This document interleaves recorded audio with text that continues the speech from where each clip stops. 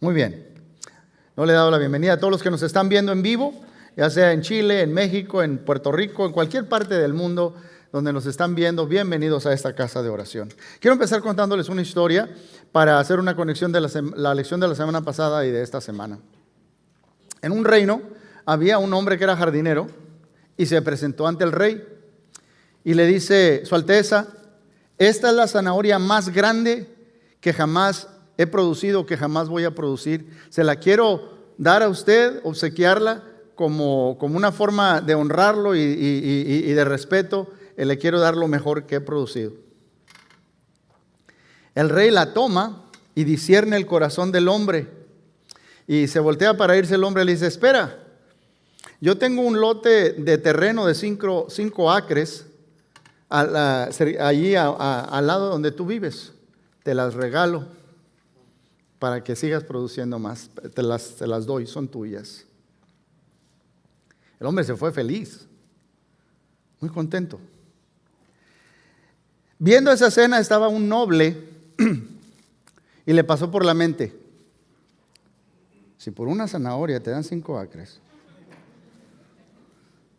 Al día siguiente él se presentó con el rey y le dice: rey, yo tengo una crianza de caballos y este corcel es el caballo más bello, más puro de raza que jamás voy a producir. Se lo regalo, Su Alteza.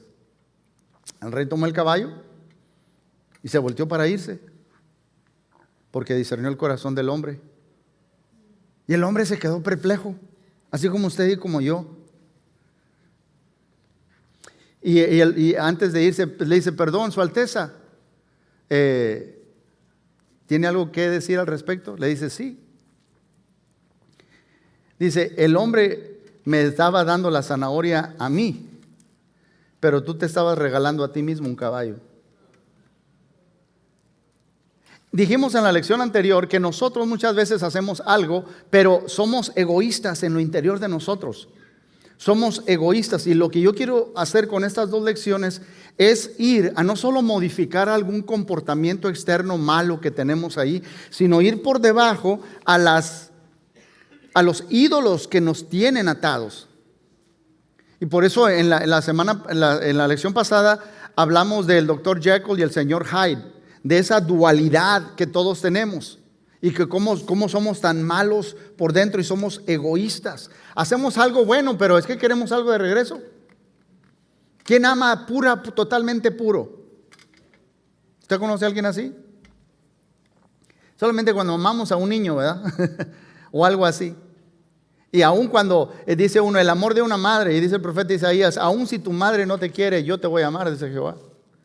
¿Sí me entiende? Entonces el pasaje que yo les había dicho la semana pasada sobre Jeremías es que engañoso más que todas las cosas es el corazón. Entonces, si el corazón es tan engañoso, y cuando leí ese pasaje me cayó el 20, dicen allá en mi rancho, me entendí que yo soy muy malo, que fue lo que vimos, exactamente lo que dijo el apóstol Pablo en el capítulo 7 de Romanos: yo soy muy malo.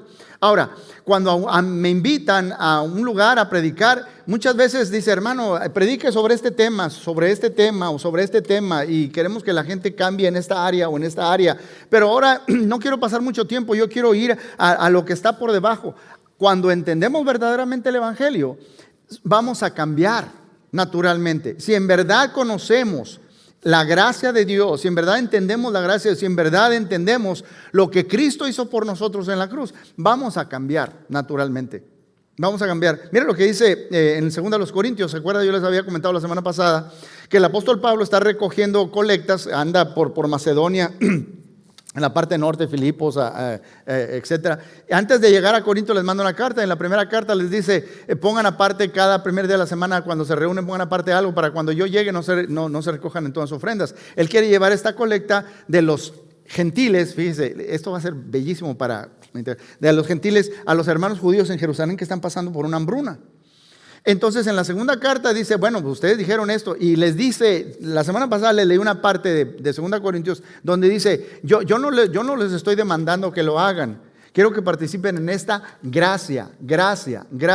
Pero en el 2 Corintios capítulo 9 verso 13 lo dice de esta manera, al terminar todo su argumento: por la prueba dada por esta ministración glorificarán a Dios por vuestra ¿qué? Obediencia Por vuestra obediencia a vuestra ¿qué? A vuestra confesión del Evangelio de Cristo y por la libertad, por la liberalidad de vuestra contribución para ellos y para todos. En otras palabras, lo que van a hacer, lo van a hacer por obediencia, por la confesión que ustedes hacen del Evangelio. Y esa palabra confesión es más que simplemente afirmar algo, asentir a algo. Es estar totalmente agarrado de algo. Confesar el Evangelio. Entonces, si entiendes el Evangelio te va a cambiar. Si entendemos la gracia de Dios, si entendemos lo que Jesús hizo por nosotros, eso nos cambia y nos transforma. Nos cambia. Naturalmente va a pasar ese cambio. Por eso, mis hermanos, la generosidad o cualquier cosa, todo lo que hagamos será algo natural. Vamos a cambiar cuando entendemos el Evangelio. La semana pasada dije, voy a contestar solamente 3 preguntas. ¿Cuál es nuestro problema más grande? Y los que estuvieron aquí la semana pasada, el problema que tenemos es que nosotros somos ¿qué? Más fuerte. Malos. Somos malos. ¿Se acuerda? Jesús está hablando con sus discípulos y les está enseñando sobre la oración, sobre persistir en la oración, sobre perseverar en la oración. Y de repente dice, y si ustedes siendo malos saben dar cosas buenas a sus hijos, ¿cuánto más vuestro Padre les dará a los que piden el Espíritu Santo? Lo dice de paso, lo dice como matter of fact, lo da por hecho. Jesús no está diciendo, errar es de humanos. No, es ustedes son malos. Y entendemos eso, que en el capítulo 7, por cierto, las divisiones los hicieron los masoretas en el siglo XII por ahí. No hay división en el texto, pero en el capítulo 7, al terminar el capítulo 7, dice Pablo, hay maldad en mí, miserable de mí, soy un pecador. Ahora quiero que vea el siguiente versículo. Vamos a leer el capítulo 8. Voy a pedir que hagamos lo que hicimos la semana pasada. Si gusta, nos podemos poner de pie para hacer la lectura de la palabra. Dice Romanos capítulo 8, voy a leer los versículos del 1 al 8 y luego del 12 al 13. Vamos a poner atención en la pantalla. Por lo tanto, ya no hay ninguna condenación para los que están en Cristo Jesús.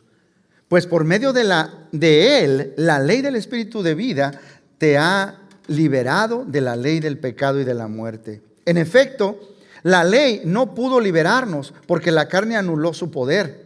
Por eso Dios envió a su propio Hijo en una condición semejante a la de los pecadores, para que ofreciera en sacrificio por el pecado, se ofreciera en sacrificio por el pecado.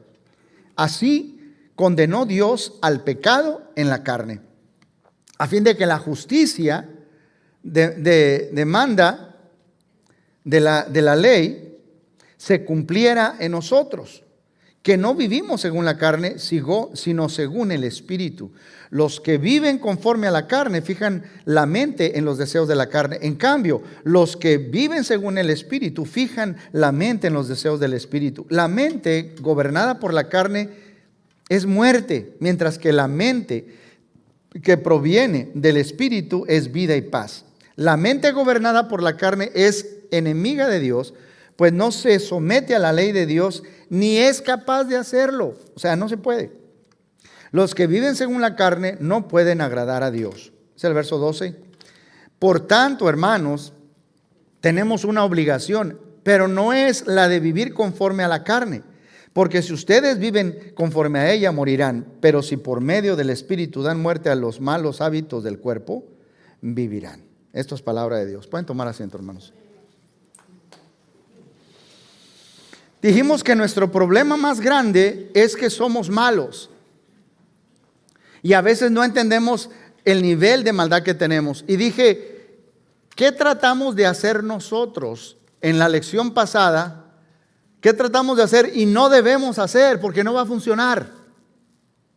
Sin Cristo no se puede cambiar al ser humano. Yo les dije que todos los libros que hay en Barnes & Noble sobre cómo mejorarte, 5 pasos de esos, debería ser en la primera página y no lo vas a poder hacer. Ya todo lo expliqué. Por favor, los que no vieron la lección de la semana pasada, los animo a que lo hagan. Vimos la dualidad que hay en el ser humano y cómo batallamos y todo esto. Ahora, lo que sí quiero hacer en esta lección es darnos 3 sugerencias prácticas de qué es lo que sí podemos hacer. ¿Qué es lo que sí podemos hacer? Y lo primero que tenemos que hacer, lo voy a dar en 3 partes. No, el número 1, necesitas la libertad que te da el Evangelio para conocerte a ti mismo.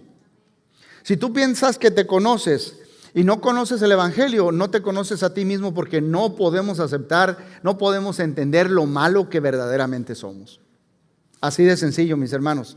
El Evangelio es la clave para conocerte a ti mismo verdaderamente.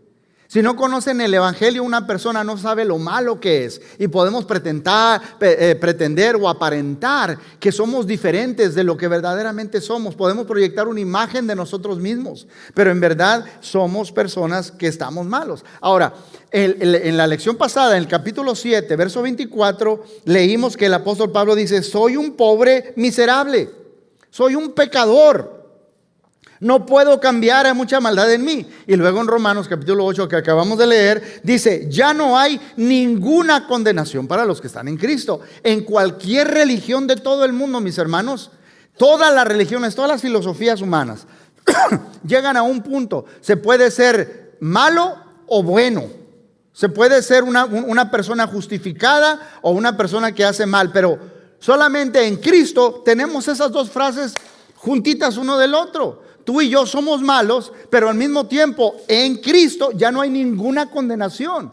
Dice el verso 8, verso 1: ya no hay ninguna condenación para los que están en Cristo Jesús.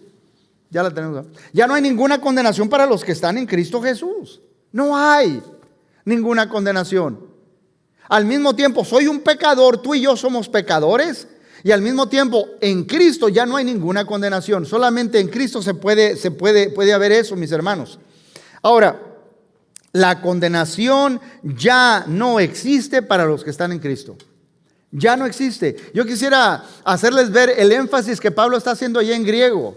Cuando dice ya no hay, es que no existe. ¿Sí estamos entendiendo?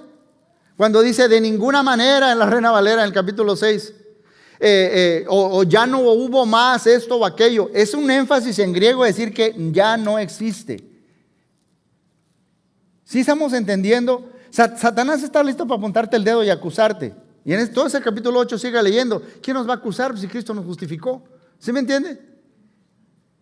Dios ya no está enojado contigo. Si Dios es por nosotros, ¿quién nos puede hacer frente? ¿Sí me está entendiendo? Pero el no es un énfasis de ya no existe. Eso es lo mismo. Esa fuerza es la misma que Jesús asume cuando dice en Lucas 11: ustedes siendo malos. Somos malos y al mismo tiempo ya no hay condenación para nosotros en Cristo. Solo en Jesús somos ambos miserables pecadores y no hay ninguna condenación. Somos pecadores y somos amados en Cristo. Ahora, ¿por qué hablar de lo negativo, hermano? ¿Para qué nos dice que somos pecadores? Hay gente que piensa que no es emocionalmente sano enfatizar que somos pecadores. Pero, mis hermanos, dicen no es saludable emocionalmente. Quiero contarles una historia.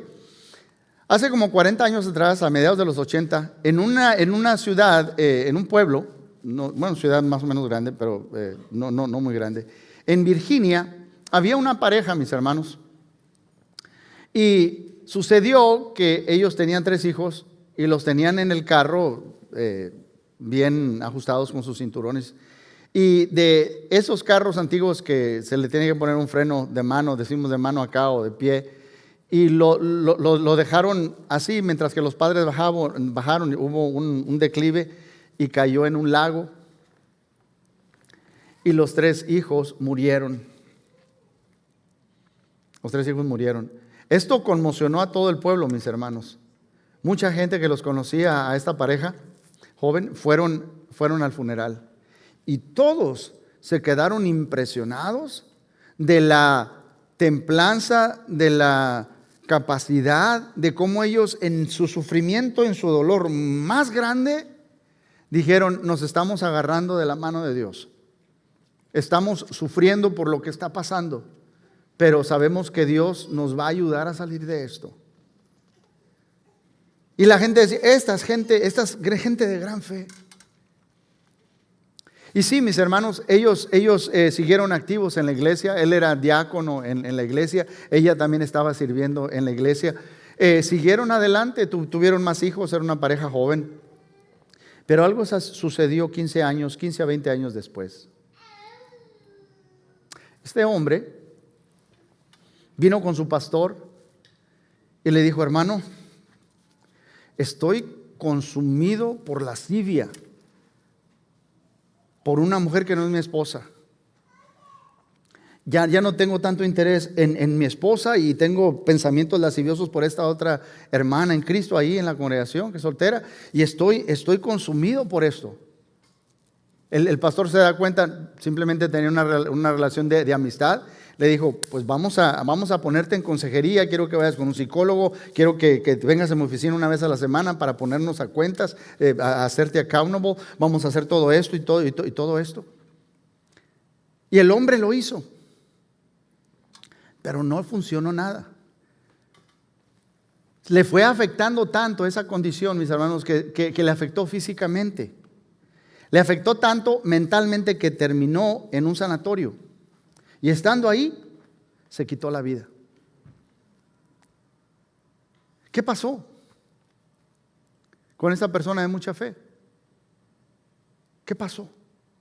Podía con el dolor más grande, pero no se podía verse a sí mismo como lo que es un pecador. No podía aceptar eso. Ahora, si usted y yo le hubiéramos preguntado a ese hombre: ¿tú crees en la justificación por la fe en Dios? No por obras, sino por la gracia de Dios. ¿Crees en la doctrina de la justificación delante de Dios por medio de la gracia que Dios nos da y nosotros por fe aceptando? Le hubiera dicho que sí, pero en verdad no lo creía, porque no sabe lo pecador que es.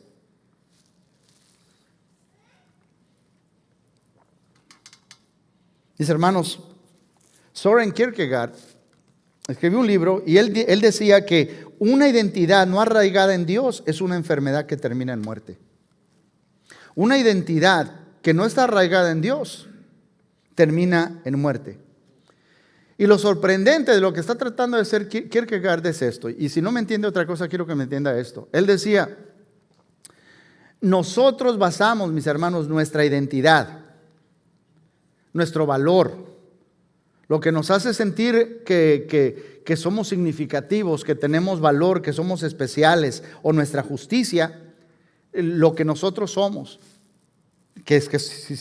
nuestra aspiración a ser buenos, nosotros basamos más nuestra identidad, mucho más en nuestro amor por Dios que en su amor por nosotros. Piénselo. Nosotros basamos más nuestra identidad en nuestra fidelidad a Él que en su amor demostrado en su encarnación, muerte, sepultura y resurrección por nosotros. O sea, nosotros nos vemos a nosotros mismos más con base a nuestra fidelidad a Dios que en lo que Él hizo por nosotros. Tenemos un gran problema. Un gran problema. Basamos nuestra justicia en la relativa infrecuencia de nuestros grandes pecados. Y si somos honestos y vemos alrededor, y yo tengo X años de ser cristiano, pues yo no he matado a nadie. Yo soy bueno. Y Jesús le dijo a sus discípulos: ¿ustedes siendo qué? Malos. ¿A quién le vamos a creer? Nos podemos engañar a nosotros mismos, mis hermanos, y ese es el problema. El doctor Martin Lloyd Jones, un viejito era Welsh en Inglaterra, él se hizo predicador, pero fue médico muchos años. Y conocer a un predicador, eso lo influenciaba mucho, porque siempre andaba haciendo como diagnósticos de las personas. Y sabe una cosa, agarraba a un cristiano y de repente le hacía una pregunta que lo destantea, dicen ahí en mi rancho, no sé si me entiende, así como que me saca de órbita. Le decía: ¿eres cristiano? Lo conocía. Es como si yo le pregunto a usted, que yo lo conozco: ¿eres cristiano? Y él lo sacaba así y le decía en el momento: hermano Jones, estoy intentando. Estoy haciendo el esfuerzo. Y este hermano que es predicador decía: cuando alguien me dice que está intentando, seguir a Cristo, que está haciendo el esfuerzo por seguir a Cristo, me doy cuenta de que no sabe qué es ser cristiano. Así de sencillo. No sabe. No sabe qué es ser cristiano. ¿De qué estás hablando? Estás haciendo un esfuerzo. Otra vez, como no entendemos esto, tengo que hacer pausas para explicar lo que quiero decir. ¿Se acuerdan que la semana pasada le dije que Dios nos ama? Vamos a ver qué tanto entendemos el amor de Dios. No hay nada que podamos hacer que haga que Dios nos ame más de lo que ya nos ama. Y no hay nada que pueda hacer que Dios te ame menos. Él ya te demostró su amor en la cruz.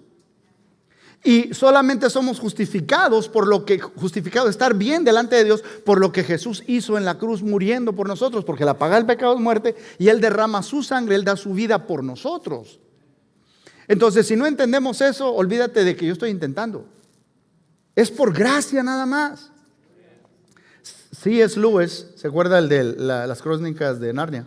Bueno, C.S. Lewis, que era un ateo y luego se hizo cristiano, decía: si quieres saber si hay pecado en tu corazón, es muy sencillo.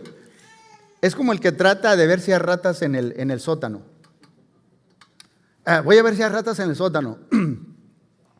Abro la puerta, entro, prendo la luz y luego bajo despacito y digo: no hay ratas aquí.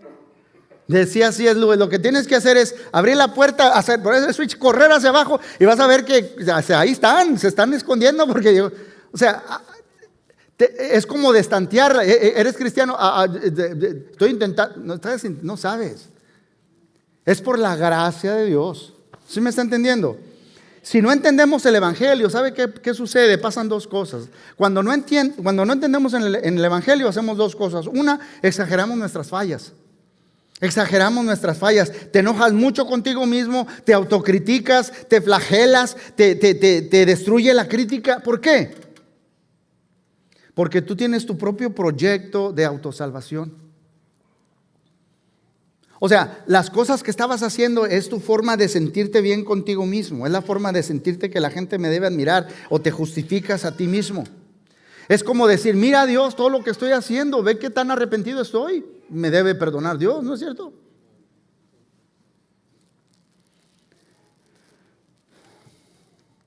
Y terminamos con una autoestima muy bajo. En otras palabras, terminamos con una perspectiva muy mala de nosotros mismos. O, cuando no entendemos el evangelio, número dos, niegas tu maldad, la tapas, lo más que puedes, ¿verdad? Que no te vean. Yo soy bueno, soy una persona muy buena. Es más, mi apellido bueno, de nickname.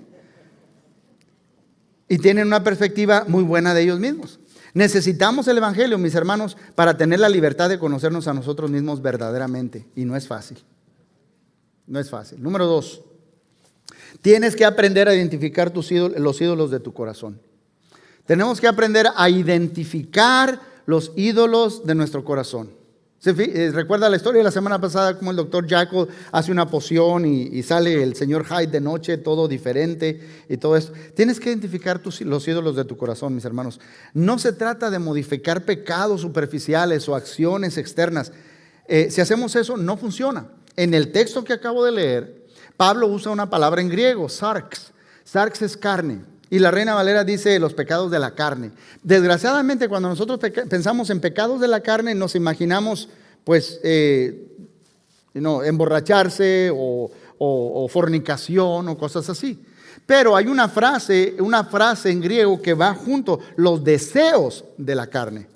Y allí en esa lista, en Gálatas, en Colosenses, en Romanos, en otras partes donde Pablo dice los deseos de la carne, las traducciones más nuevas le ponen naturaleza pecaminosa.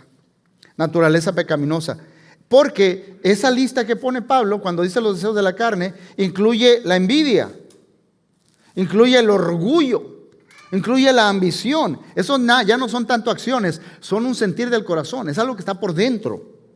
Por eso, mis hermanos, está mejor traducido, porque esos deseos de la carne es un deseo desordenado, es un deseo en demasía.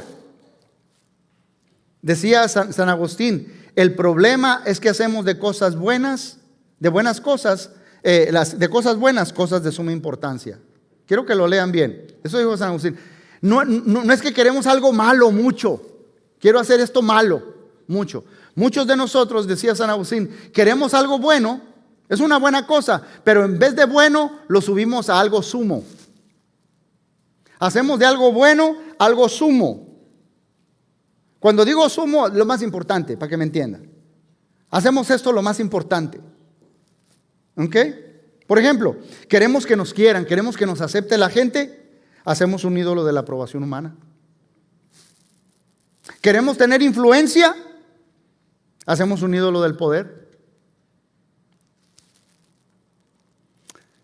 Martín Lutero, en los estudios que él estaba haciendo de los 10 mandamientos, él decía: no quebrantamos los mandamientos del 2 al 10, al menos que primero quebrantemos el primer mandamiento. ¿Usted sabe por qué el primer mandamiento es el primer mandamiento? Porque si Dios es verdaderamente lo más importante, entonces todo lo que Él diga sobre cómo uso mi dinero, cómo trato a las personas, cómo expreso mi sexualidad, todo lo voy a obedecer si Él es primero. Pero la pregunta, si yo le pregunto a todos ustedes otra vez, mi sermón, estas 2 lecciones tienen que ver con esto. Que si yo le pregunto a cualquiera, ¿qué es lo más importante de todo para ti? Todos vamos a decir, Dios. Entonces, yo no te quiero preguntar cuál es tu número 1, te voy a preguntar cuál es tu número 2. Porque el número 2 siempre va a querer ser el número 1. Y lo que Martín Lutero estaba diciendo es que antes nunca mentimos, nunca robamos, nunca somos infieles, al menos que primero haya algo más importante que Jesús para nosotros en ese momento, que está operando como nuestra salvación funcional. O sea, lo que nos da estatus, lo que nos da seguridad, lo que nos da importancia. En ese momento, ¿por qué echaste mentiras? ¿Hiciste drogas? No. ¿Para dónde vas? ¿Qué es lo que vas a gastar? ¿En qué lo vas a hacer? O lo que sea. No. O sea, ¿por qué mentimos? Bueno, Jesús dice, ustedes son malos. Pero ¿por qué mentimos? Porque en ese momento,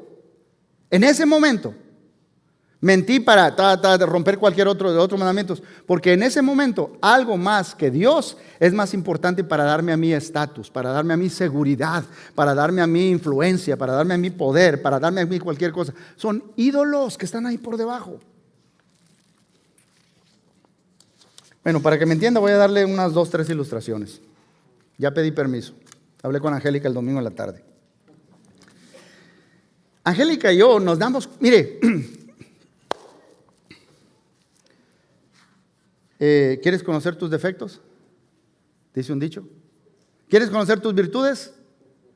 No lo saben ese dicho, ¿verdad? Okay. Dice un dicho, ¿quieres conocer tus virtudes? Muérete, ¿verdad? Qué bueno era el que se murió. ¿Quieres conocer tus defectos? Bueno, nomás en mi rancho lo dicen, cásate, ¿verdad? Bueno, algo sucede cuando uno se casa, hermanos. Algo sucede cuando uno se casa. ¿Qué sucede cuando uno se casa? Que termina uno siendo tal y como es, ese es el problema. Sí, porque siempre proyectamos una imagen de nosotros mismos y nos portamos bien y todo, pero es cansado porque esa persona con la que me casé, ahí está todo el día. Y cuando menos pienso, termino siendo yo como verdaderamente soy, no como lo que proyecto. Y me ve. Y yo la veo. Y veo cuando termina de hacer una conversación. Estoy hablando como de 30 años de casado, del primer año. Y cuelga y yo como que, hey, te agarré. ¿Por qué no le dijiste que no podías por eso? ¿Por qué no dijiste la verdad? Bueno, Angélica y yo empezábamos a matizar la verdad, a oscurecer la verdad. ¿Vio que no dije que somos mentirosos? Estamos en el ministerio. O sea, pero estábamos echando mentiras. Y ella me agarraba a mí. ¿Por qué no le dijiste que tenías un compromiso? ¿Por qué tienes que ir a servir ahí? ¿Por qué no le dijiste la verdad? Entonces, matizábamos, dejando que la otra persona malinterprete lo que quise decir. y nos dábamos cuenta, no te agarré. Mire, los niños cuando están chiquititos, los ven todo el tiempo. Y tarde o temprano aprenden, hey, me está viendo papá y mamá, esto no lo voy a hacer aquí, ¿verdad? Porque ahí me conocen, ahí me están viendo. ¿Qué es lo que pasaba, mis hermanos? Para que mi esposa y yo pudiéramos trabajar en la integridad de cómo somos como personas íntegros, tuvimos que darnos cuenta que los dos teníamos ídolos por debajo. que echábamos mentiritas aquí, que matizábamos la verdad, o mentíamos, porque teníamos ídolos. Teníamos ídolos. ¿Cuál era el ídolo mío? Pues yo quiero que me aprueben, yo quiero que me acepten, yo quiero que piensen bien de mí, quiero que me aclamen. Entonces, cuando alguien me llamaba por teléfono y me decía, por ejemplo, si alguien decía de un proyecto y no lo pude hacer, me decía, oye, ¿tienes ese proyecto? Ah, no, pero mañana ahí te lo tengo. Y me quedaba trabajando hasta las 4 de la mañana. Y ahí se lo tenía en la mañana. Me hacía daño a mí mismo con tal de que no pensaran mal de mí, que me aceptaran. En vez de haberle dicho, ¿sabes qué? Se me olvidó. Esa es la verdad. Se me olvidó, espérame una semana más. Pero en vez de decir la verdad, ¿qué hacía? Decía, no, ahí te lo tengo mañana. Y que me pase por encima el tiempo. Sí, por eso se pone canoso uno y las arrugas y todo. Ahí está, con tal de... Ahora, mi ídolo era la aprobación. El ídolo de Angélica era diferente. El ídolo de Angélica, ella es más introvertida, quiere tener control de su entorno. Quiere tener control de su espacio, control de su seguridad, control de su comodidad. Entonces, si a Angélica le dicen, oye, ¿qué pasó con el proyecto? Ella ¿qué dice? ¡Ay, se me olvidó! Espérame una semana. Y en ese particular, yo me veía como más mentiroso que ella. ¿Sí me entiende? Pero es que son ídolos diferentes. Si alguien llamaba y necesitaba algo de mí, que yo fuera al hospital o hablar con alguien, necesito hablar con usted, ¿tiene tiempo? Es sábado en la mañana, estoy con la familia, que no sé qué, y ya teníamos planes para hacer. Le digo, sí, ahí voy. Y mi amor, espérate tantito porque esto y el otro, y ahí voy y contesto. A mí no me importaba que me incomodaran, que me incomodaran. Y Angélica, dile, ¿por qué no le dijiste la verdad? ¿Ok? Pero ahí yo podía, ella me puede decir a mí, ¿qué pasó? ¿Por qué echaste mentiras? Le hubieras dicho que no tienes tiempo. Pero como quiero que me acepte, no importa si me pasa algo a mí. Pero ella no, ella le dice, no, ahorita no tengo tiempo. Tengo un compromiso con la familia o lo que sea. Pero te puedo ver tal día. ¿Sí me entiende? ¿Hay algo de malo con querer ser aprobado? No. ¿Hay algo de malo con querer controlar tu entorno? No. Pero eso es algo bueno. Pero si lo hacemos lo sumo, hay problemas. Hacemos de eso un ídolo. ¿Por qué mentimos? ¿Por qué mientes? En ese momento en particular, es que hay algo más importante que Jesús para ti en ese momento.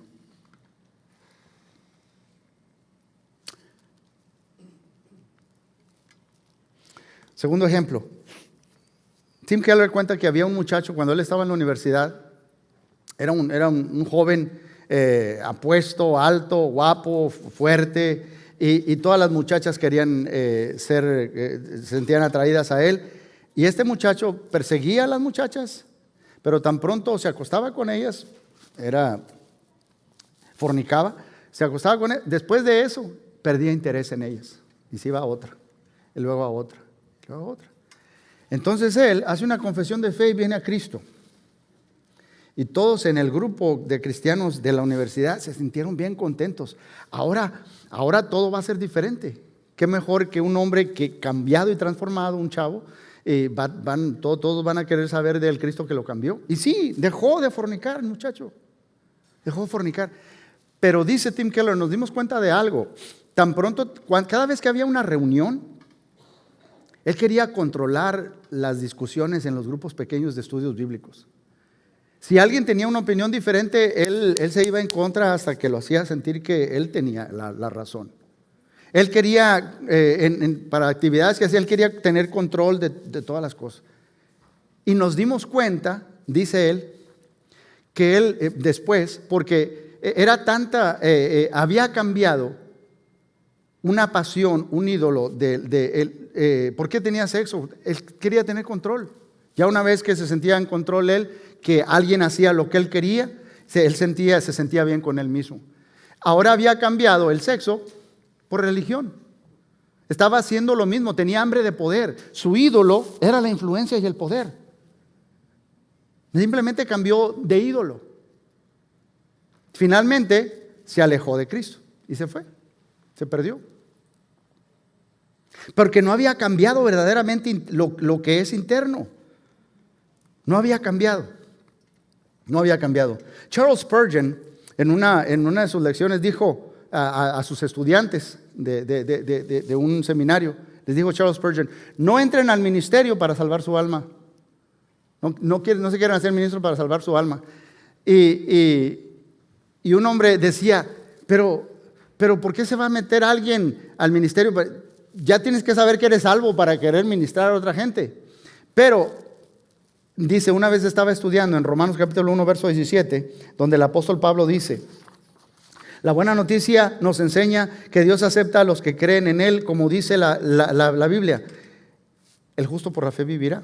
Pero en esta versión, la traducción dice: aquellos a quienes Dios ha aceptado y confían en Él vivirán para siempre. En otras palabras, mi identidad, mi sentido de que yo soy importante, de que valgo, de que puedo hacer una diferencia, de que todo lo que me hace a mí quien soy, depende en Cristo. Confío en Cristo para eso, no para que me lo dé la gente.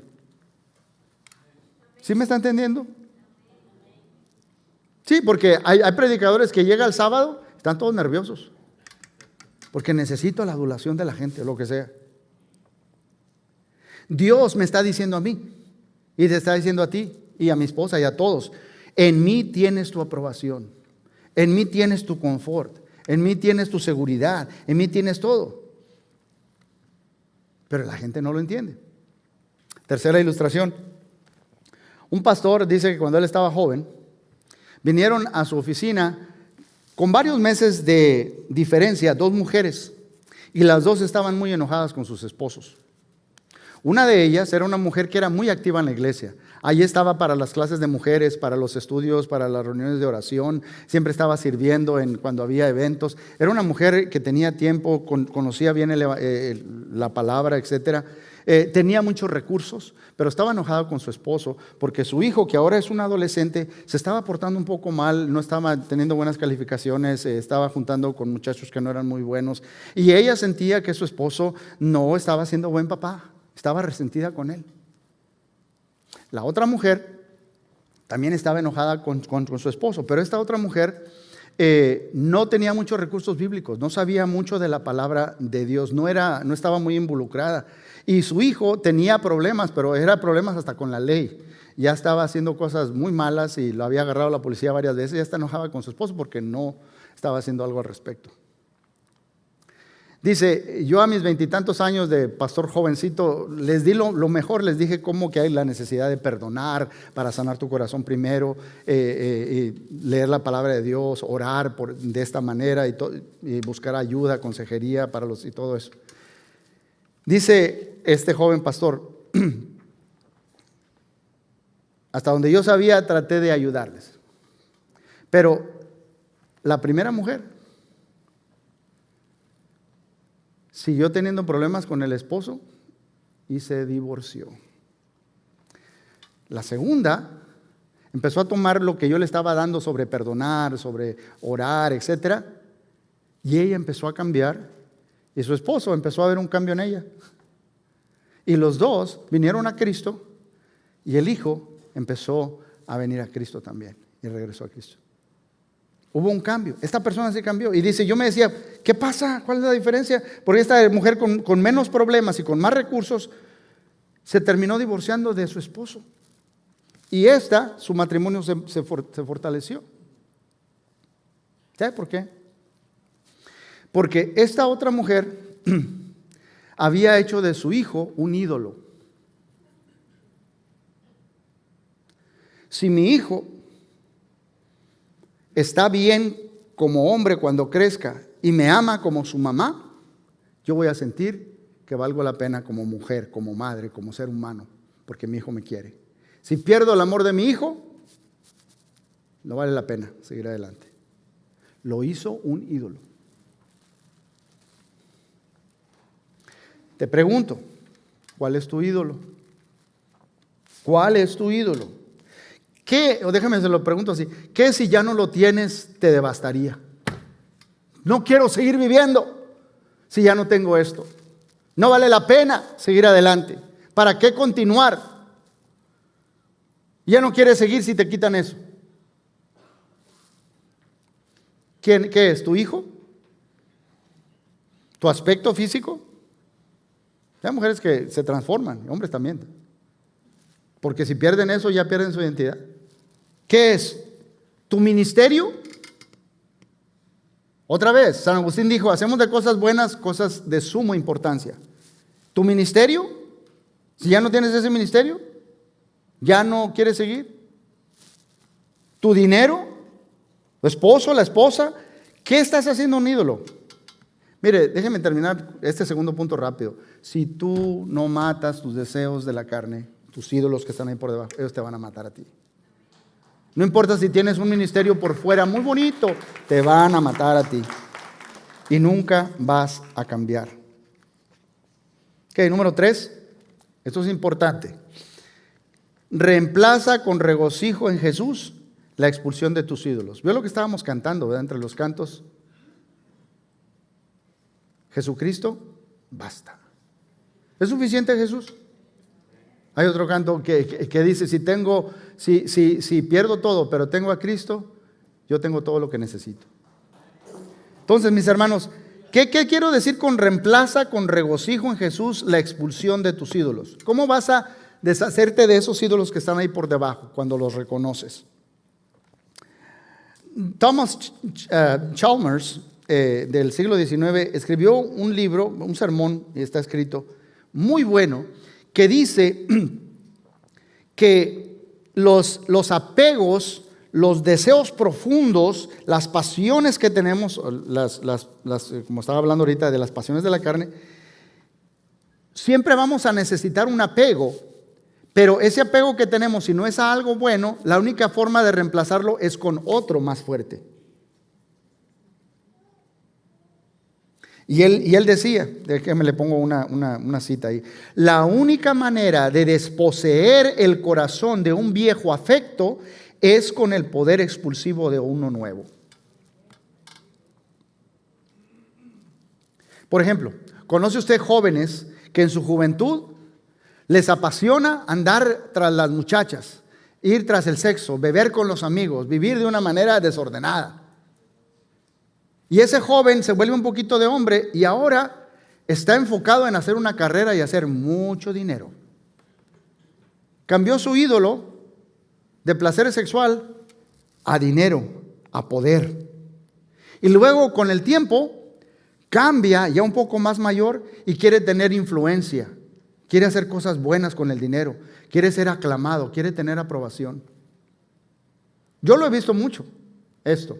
Se reemplazó esta pasión por esta y esta por esta. O sea, son ídolos que están ahí por debajo. ¿Por qué haces eso? Puedes predicarle a los jóvenes, cambia, no seas así, que no seas así. No, ¿qué hay debajo? ¿Tú piensas que eso te da tu identidad? ¿Qué hay aquí debajo? ¿El poder, el dinero? ¿Te crees que te va a dar poder e influencia? Y luego, o sea, pasan de aquí a acá. Y luego se dan cuenta que nadie los quiere porque se hicieron bien amargados con tanto dinero. Pues ahora lo quieren dar. Y tener la aclamación de la gente para ser queridos, necesitan tener aprobación. ¿Cuál es el ídolo que está ahí por debajo? Necesitamos reconocerlos, mis hermanos, necesitamos reconocerlos. Si no hay algo que reemplace, vas a seguir igual. Déjeme, le digo algo. Jacob detestaba trabajar para su suegro. Hay muchos casos así, vea que nos venimos a Estados Unidos, ya, trabajar para el suegro. Y él quería a la hija y le dijo el suegro, sencillo, nomás trabajame 7 años. 7 años. 7 años para casarse con la hija de ese señor. ¿Y sabe qué dice Génesis capítulo 29, verso 20? Dice, así sirvió Jacob por Raquel 7 años y le parecieron como pocos días. ¿Por qué? Porque la amaba. La amaba. Sí, nosotros hacemos chistes. Ay, ¿cuántos años tienen? 3, pero de felices nomás 1. No. Aquí es al revés. 7 años le parecieron como unos cuantos días porque la amaba. La amaba. Otra versión, la traducción, nueva traducción viviente me gusta. Dice, así que Jacob trabajó 7 años para obtener a Raquel, pero su amor por ella era tan fuerte que le parecieron unos pocos días. Si Cristo no es lo más fuerte para ti, otras pasiones te van a controlar. Y vas a mentir para obtener esto porque piensas que esto me va a dar influencia, o esto me va a dar estatus, o esto me va a dar lo que quiero agarrar, entonces hago cualquier cosa. ¿Sí me entiendes? Hay ídolos ahí debajo, ídolos debajo. Así amaba a Raquel. Mire, vamos a suponer que tenemos un hombre y se le dice a este hombre, mira, necesito que hagas este trabajo. Pone una piedrita en cada cajita, trabajas 8 horas al día por 7 días. Quiero que lo hagas por 1 año y al fin de año te voy a dar $12,000. ¿Ok? Pone una piedrita en cada cajita de la cierras. A este otro le dicen, quiero que pongas una piedrita en cada cajita. Lo hagas por 6 días a la semana. Descansa 1 igual. Y cuando termines en el año te voy a dar 120 millones. ¿Quién cree usted que se va a cansar más rápido con lo tedioso del trabajo? Usted va a estar trabajando. ¿Qué estoy haciendo? Esto es ridículo. Esto es ridículo. 12,000. ¿Qué estoy haciendo? ¿Se va a cansar? En cambio, este otro, si nos metemos a ver lo que está trabajando, está pensando en las 3 casas que se va a comprar, en el yate, las vacaciones que va a dar por todo el mundo. ¿Quién está más motivado? ¿Quién tiene una pasión más grande? ¿Este o este?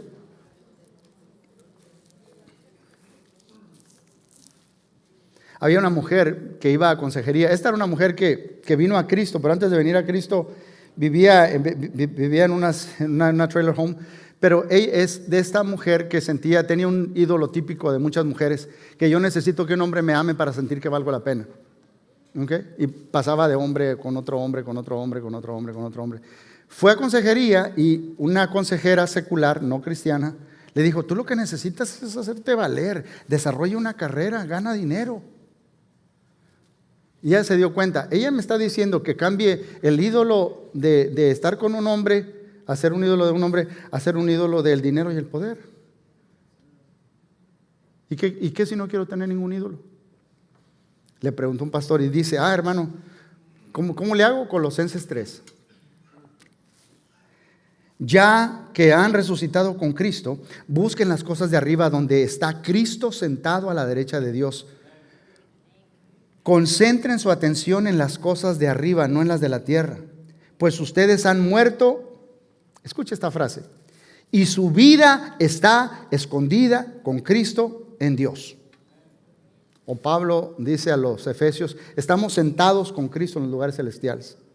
Cuando Cristo, que es vuestra vida, se manifieste, la vida de ustedes se manifieste, entonces también ustedes serán manifestados con Él en gloria.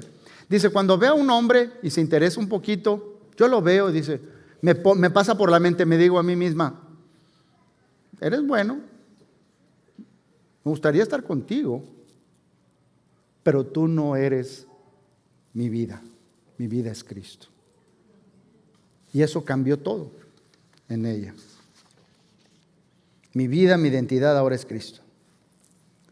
¿Usted recuerda cómo el apóstol Pablo dice que hay atletas que se esfuerzan, que se levantan temprano, están comiendo solamente de esta manera, hacen ejercicio tales horas, mientras otros andan haciendo muchas cosas, pero ellos tienen una mirada fija en ¿qué? En la medalla de oro. Su pasión es estar allí en ese podio, recibir una guirnalda, una medalla y oír el himno, lo que sea. Y trabajan porque eso los motiva, ese es su enfoque más. Quiero terminar leyéndoles Hebreos capítulo 12, versos 1 y 2. Por lo tanto, Ya que estamos rodeados de una enorme multitud de testigos de la vida de fe, quitémonos todo el peso que nos impide correr y especialmente el pecado que tan fácilmente nos hace tropezar, y corramos con perseverancia la carrera que Dios nos ha puesto por delante. Esto lo hacemos ¿cómo? Al fijar la mirada en Jesús. Él es nuestro ejemplo, el campeón que inicia y perfecciona nuestra fe. Mire la siguiente frase: debido al gozo que le esperaba, Jesús soportó la cruz sin importarle la vergüenza que ésta representaba. Ahora está sentado en el lugar de honor, justo al trono de Dios, junto al trono de Dios. Debido al gozo que le esperaba. Pregunta: ¿por qué hizo Jesús todo lo que hizo? ¿Por qué sufrió el escarnio, los golpes, los insultos, todo lo que le hicieron? Los clavos en las manos, en los pies, traspasado por una lanza, esa corona de espinas. ¿Por qué pasó todo lo que pasó Jesús? Sí, algún teólogo me va a decir, bueno, por obediencia al Padre, ¿verdad? Pregunta: ¿pero por qué lo hizo? ¿Qué lo motivó? Ya tenía la comunión con el Padre en la eternidad. Él lo tiene, Jesús lo tenía todo. ¿Por qué lo hizo? ¿Qué es lo que no tenía? ¿Por qué estuvo dispuesto a sufrir todo eso? ¿Alguien me puede decir? Lo que no tenía eras tú y yo. Éramos tú y yo. Nosotros éramos su Raquel. Por el gozo puesto delante de él. Yo no sé si Jacob dice, voy a estar con mi Raquel. O como dijera Isaías 53 que leímos la semana pasada, al ver que muchos vinieron a la salvación, Jesús lo podía ver. Te podía ver a ti y a mí con él en la eternidad. Y estuvo dispuesto a pasar todo lo que pasó. Nosotros fuimos su Raquel. Cuando nosotros entendemos el Evangelio, cuando nos entendemos el amor de Dios por nosotros, Él se vuelve nuestra Raquel. Y todo lo que el mundo nos puede ofrecer ya no vale. Pero tú tienes que hacer esas tres cosas, mis hermanos. No te conoces a ti mismo hasta que el Evangelio te hace ver lo malo que somos. Y tenemos que tener el valor de identificar los ídolos y luego reemplazarlos ante la pasión más grande que podemos tener, y es ir a Jesús, adorarlo a Él nada más. Si adoramos verdaderamente a Jesús, no nos va a costar hacer lo mismo, aunque sean 7 años. O hasta que Dios nos llame a su presencia, vamos a seguir diciéndole no al mundo y sí a Cristo, si lo amamos verdaderamente a Él. Vamos a orar. Y Dios y Padre Celestial, este grupo de tus hijos te damos gracias, Señor. Gracias por amarnos incondicionalmente. Gracias porque no podemos entender la magnitud, la grandeza, la profundidad, la anchura, Señor, de tu amor por nosotros. Y muchos de nosotros tenemos ídolos escondidos. Padre Celestial, Espíritu Santo, redarguye nuestro corazón para saber que podemos engañar a la gente, pero a ti no. Y que seamos honestos y transparentes y reconocer que hay ídolos, que en momentos específicos mentimos porque hay algo más importante que tú, Señor, en nuestra vida. Porque nos importa más lo que dice fulano, sutano, o queremos tener poder o influencia, lo que sea, Señor, que nos ha engañado el enemigo. Danos la capacidad de conocernos a nosotros mismos, Señor, a ser honestos y sobre todo, Señor, a reemplazar con una pasión por Cristo todo lo malo que hay en nosotros. Ayúdanos, Señor. En el nombre de Cristo Jesús. Amén.